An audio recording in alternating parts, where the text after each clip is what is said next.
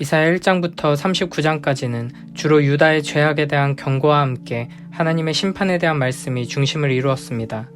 하나님께서 이스라엘과 언약을 맺으시면서 약속하신 대로 하나님의 경고와 징계에도 불구하고 이스라엘이 끝까지 불순종하고 돌이키지 않는다면 그들은 약속의 땅에서 쫓겨나게 될 것이라고 말씀하셨습니다.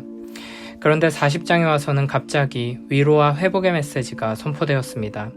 강한 용사이시며 선하신 목자이신 여호와 하나님께서 하나님의 백성들을 구원하기 위해 오신다는 은혜의 말씀이었습니다. 실제로 오랜 세월 바벨론에서 포로 생활을 하던 이스라엘 백성들은 깊은 상실감과 절망감에 빠져 있었을 것입니다. 고대 사회에서 한 나라가 전쟁에서 패배해 멸망하고 포로로 끌려간다는 것은 그들을 지켜주던 신이 패배하고 무너졌음을 의미하기 때문입니다. 그래서 하나님께서 이스라엘 백성들을 포기하지 않으셨고 다시 회복시켜 주실 것이라는 위로의 말씀이 선포되어도 이스라엘 백성들은 하나님께서는 이미 실패한 것이 아닌가, 여호와 하나님은 이미 바벨론의 마루둑 신에게 패배한 것이 아닌가, 여호와가 누구이기에 바벨론의 포로로 잡혀있는 우리를 구해낸단 말인가 하는 의문을 가질 수밖에 없었습니다. 그래서 12절부터는 하나님이 어떤 분이신지에 대해 이야기합니다. 환난과 고통 속에서 지쳐있는 하나님의 백성들에게 참된 위로는 우리를 사랑하셔서 우리를 회복시키기 위해 오시는 하나님이 어떤 분이신지를 바르게 아는 데서부터 시작될 것입니다. 먼저 12절부터 17절에서는 이렇게 말씀하십니다. 누가 손바닥으로 바닷물을 헤아렸으며 뼘으로 하늘을 쟀으며 땅에 티끌을 되에 담아 보았으며 접시저울로 산들을 막대저울로 언덕들을 달아보았으랴. 누가 여호와의 영을 지도하였으며 그의 모사가 되어 그를 가르쳤으랴. 그가 누구와 더불어 의논하셨으며 누가 그를 교훈하였으며 그에게 정의의 길로 가르쳤으며 지식을 가르쳤으며 통달의 도를 보여주었느냐. 보라, 그에게는 열방이 통에 한 방울 물과 같고 저울의 작은 티끌 같으며 섬들은 떠오르는 먼지 같으리니 레바논은 땔감에도 부족하겠고 그 짐승들은 번제에도 부족할 것이라. 그의 앞에는 모든 열방이 아무것도 아니라 그는 그들을 없는 것 같이 빈 것 같이 여기시느니라. 아멘. 12절에서는 사람의 지혜와 능력으로 바다와 하늘과 땅을 다 헤아릴 수 있느냐고 물어봅니다. 여기서 바다와 하늘과 땅의 순서는 마치 창세기의 창조기사를 떠올리게 하는 순서입니다. 하나님께서 창조하신 피조 세계의 광활함과 인간의 지성과 인식의 유한함을 비교하며 우리가 얼마나 작고 하나님은 얼마나 크신지를 생각하게 하는 것입니다. 실제로 과학기술이 발달한 현재에도 바다의 대부분은 아직 탐구되지 않은 영역으로 남아 있습니다.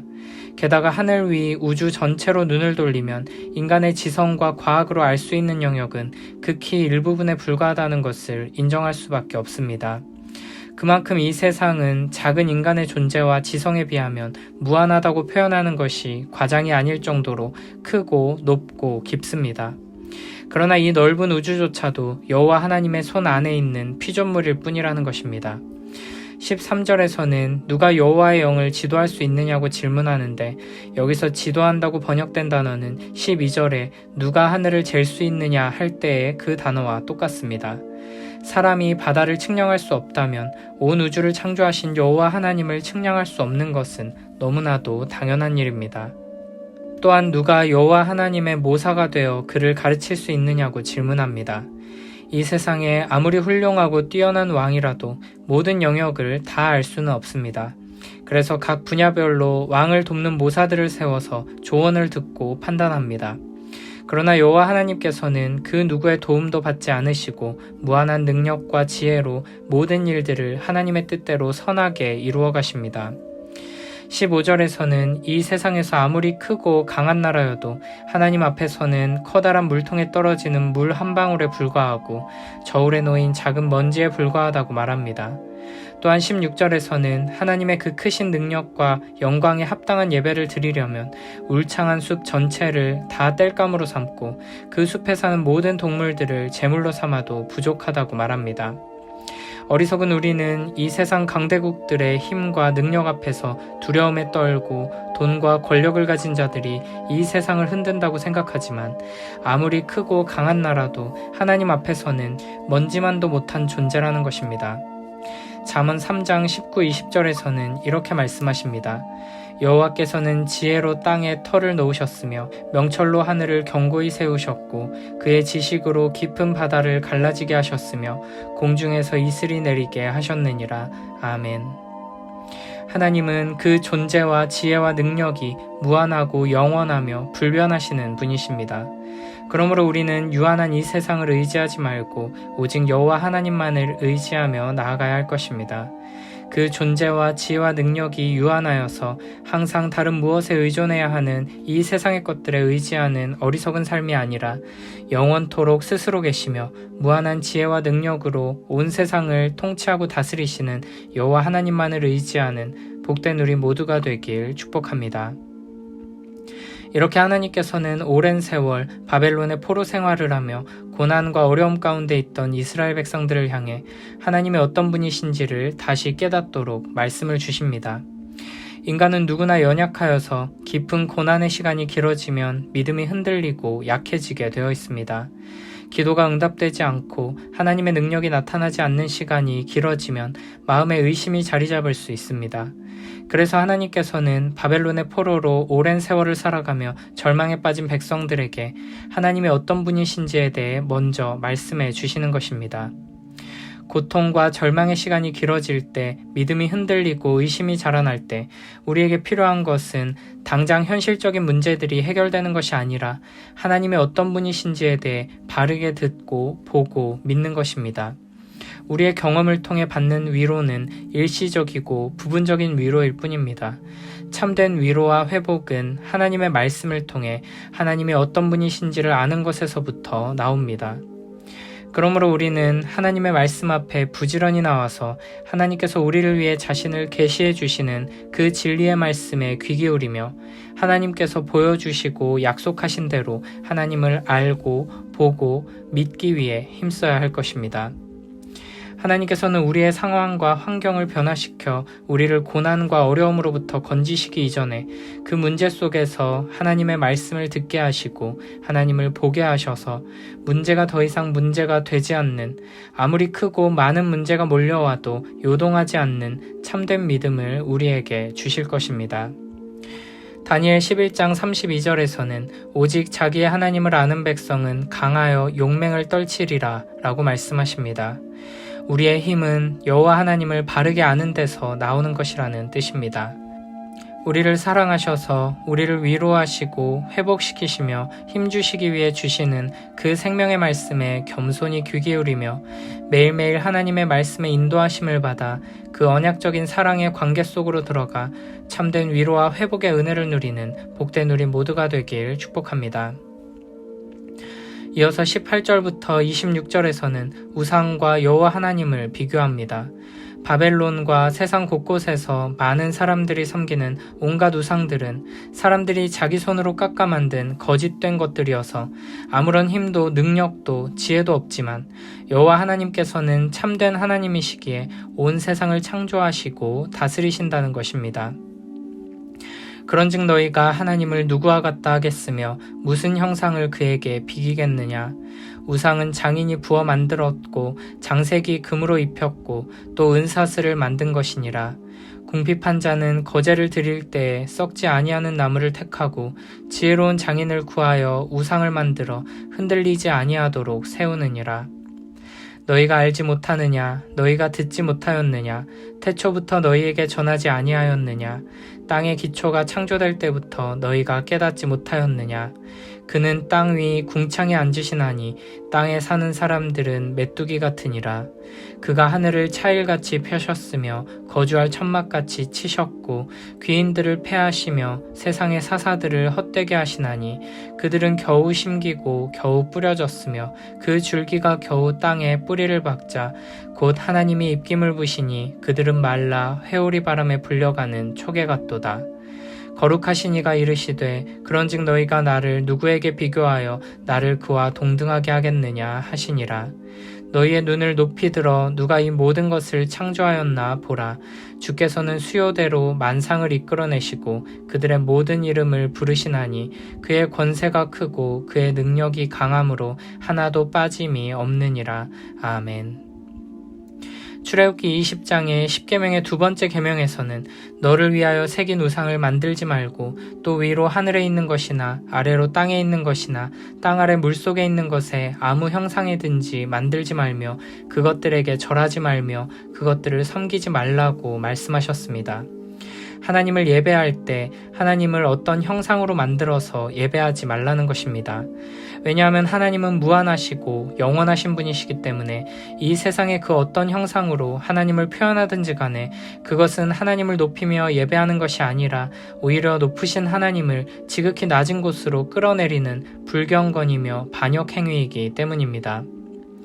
그러나 이 세상에 거짓된 신을 섬기는 이들은 온갖 우상을 만들고 그 앞에 절하며 예배합니다. 자기가 만들어서 화려하게 꾸며놓고는 그것을 신이라고 섬기는 것입니다. 심지어는 나무로 우상을 만들어 놓고 그 우상이 흔들리지 않도록 세우기도 합니다.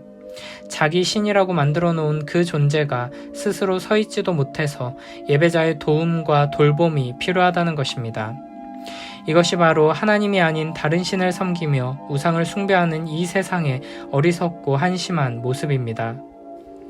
우리는 나의 삶에 이와 같은 어리석은 모습이 없는지 돌아봐야 할 것입니다. 당장 눈앞에 보이는 도움을 얻기 위해 유한하고 무능력한 이 세상의 헛된 것들, 돈과 명예와 권력과 같은 이 세상의 가치들 앞에 엎드리거나 그 우상들을 내 삶의 중심에 하나님이 계셔야 할 자리에 놓고 살아가고 있는 것은 아닌지 돌아봐야 할 것입니다. 매일매일의 삶을 살아가며 눈에 보이는 것만 보고 세상에서 들려오는 온갖 헛된 메시지와 소음들에만 귀 기울이며 살아가다 보면 내가 경험하는 것이 전부인 것처럼 착각하게 되고 이 세상 사람들이 가는 방향이 진리인 것으로 착각하게 됩니다. 그러다 보면 세상 사람들과 똑같이 마음속에 우상을 하나둘씩 세우며 삶의 중심에 하나님이 아닌 다른 잡다한 것들이 자리를 잡기 시작하는 것입니다. 그러므로 우리는 눈을 높이 들어 누가 이 모든 것을 창조하였는가를 봐야 합니다. 눈에 보이는 것만 볼 것이 아니라 보이지 않는 영원한 하나님 나라를 보는 믿음의 눈을 들어야 하고 눈에 보이는 현실 이면에 눈에 보이지 않는 영적인 현실, 참된 진리를 보기 위해 힘써야 합니다. 25절에서는 여호와 하나님을 거룩하신이라고 부릅니다. 여기서 거룩하다는 것은 단순히 윤리적, 도덕적으로 탁월하다는 의미를 넘어서 이 세상의 모든 것들과 구별된 존재, 유일하신 분이라는 뜻입니다. 26절에 주께서는 수요대로 만상을 이끌어내시고 그들의 모든 이름을 부르시나니 그의 권세가 크고 그의 능력이 강함으로 하나도 빠짐이 없다고 말씀하십니다. 이 크고 강하고 높으시고 영원하시며 거룩하신 하나님을 바라볼 때 우리는 그 앞에 엎드려 찬양하며 경배하게 되고 경외하며 예배하게 됩니다. 그리고 그 하나님께서 나를 사랑하시며 나를 위해 이 작고 작은 나의 문제를 해결하기 위해 나에게 오신다는 것을 깨닫게 될 때 우리는 참된 기쁨과 감사를 올려드리며 위로와 만족을 누리게 될 것입니다. 시편 147편 2절부터 5절에서는 이렇게 노래합니다. 여호와께서 예루살렘을 세우시며 이스라엘의 흩어진 자들을 모으시며 상심한 자들을 고치시며 그들의 상처를 싸매시는도다. 그가 별들의 수요를 세시고 그것들을 다 이름대로 부르시는도다. 우리 주는 위대하시며 능력이 많으시며 그의 지혜가 무궁하시도다. 아멘.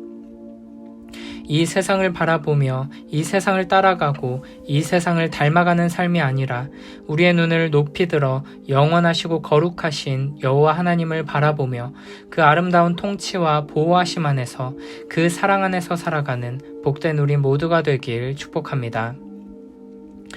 27절부터 31절에서는 이렇게 말씀하십니다. 야곱아 어찌하여 내가 말하며 이스라엘아 내가 이르기를 내 길은 여호와께 숨겨졌으며 내 송사는 내 하나님에게서 벗어난다 하느냐.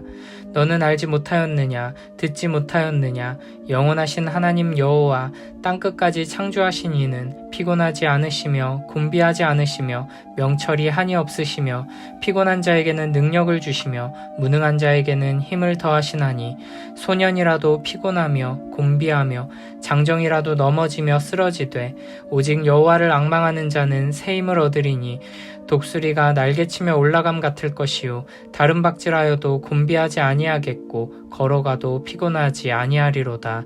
아멘.